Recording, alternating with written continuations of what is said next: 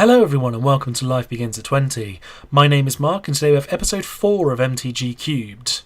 There's been a slight change in plan with this episode as the singles that I ordered haven't turned up yet, which is unsurprising considering the time of year it is and the post over here in the UK.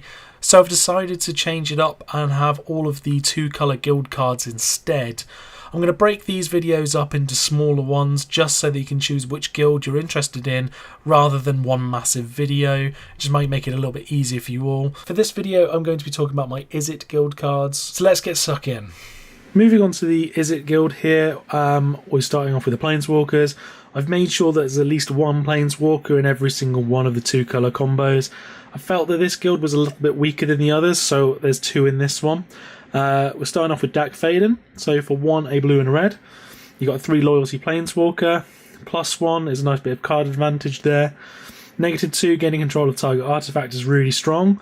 I'm pretty sure most people are going to end up having an artifact of some sort, whether it's going to be a mana rock or something along those lines. It can be very, very useful there. -6, if you can get the ultimate off here, you get an emblem with whenever you cast a spell that targets 1 or more permanents, gain control of those permanents. It's going to be a really, really strong card if you can get that bit off. But the likelihood is you're going to be mainly using his +1 and his -2 most of the time anyway, so pretty good card to have there. Next up we've got Saheeli Rai that we opened up in Kaladesh. So for 1, a blue and a red, another 3 loyalty Planeswalker. +1 is scry 1 and deal 1 damage to your opponent. Fairly strong there. -2 is create a token that's a copy of target artifact creature create a token that's a copy of target artifact or creature you control, except it's an artifact in addition to its other types. Token gains haste and exile at the beginning of your next end step. So this could be anything from a nice beefy creature you've got for swinging for some extra damage, or you could even copy one of your mana rocks to be able to do a little bit more mana ramp to have there. Could be a pretty strong ability for -2. And the -7, search your library for up to 3 artifact cards with different names, which isn't going to be a problem as it's a singleton format anyway. Put them onto the battlefield, shuffle your library. Putting onto the battlefield is the strong part of it, so with no casting cost at all, that's going to be pretty good for you. And you can it can become quite overwhelming if you manage to do that.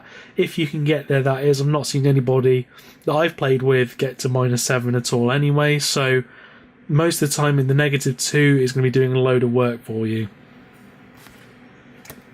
Moving on to the creatures, we've got Storm Chaser Mage.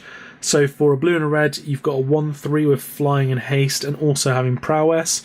Pretty useful to have in a spells deck there. May well be a better card to have, so again, do let me know in the comment section below. Next, we've got Dax Duplicate. So for 2, a blue and a red, you get a copy of any creature that's on the battlefield, which is going to include your opponents. It gains haste as well and has Dethrone. So whenever it attacks the player with the most life or tied for the most life, put a +1/+1 counter on it. That can be quite helpful. Most of the time, if you're going to be trying a slightly aggressive or burn style deck, you're the one that's going to have more life than your opponent, so that part of it's not going to be that helpful. But the fact that you can copy anything on the battlefield creature-wise is still pretty useful to have. Next, we've got Mercurial Geists. So for 2, a blue and a red, you've got a flying 1/3, and whenever you cast an instance or sorcery spell, it gets +3/+0 to the end of turn. If you can get a few things off, this is going to do quite a fair bit of damage if there's no one blocking it. So it could be quite useful to have there. May well be some better cards. Do let me know in the comment section below. Into the instant section, we've now got Izzet Charm. Again, I really do like having these versatile charms. So for blue and a red, you get to either choose counter target non-creature spell unless its controller pays 2. Fine. Deals 2 damage to target creature, or draw 2 cards and discard 2 cards. I mean, the Boros Charm, to be perfectly honest, is a little bit better, but the versatility you have here still makes it a very, very, very decent choice to have. And the second instant we've got here is Fire and Ice. So again, I do quite like the split cards for a little bit of versatility. You've got either dealing 2 damage to fighters you choose among 1 or 2 target creatures or players, or tap a target permanent and draw a card. Can't really go wrong there.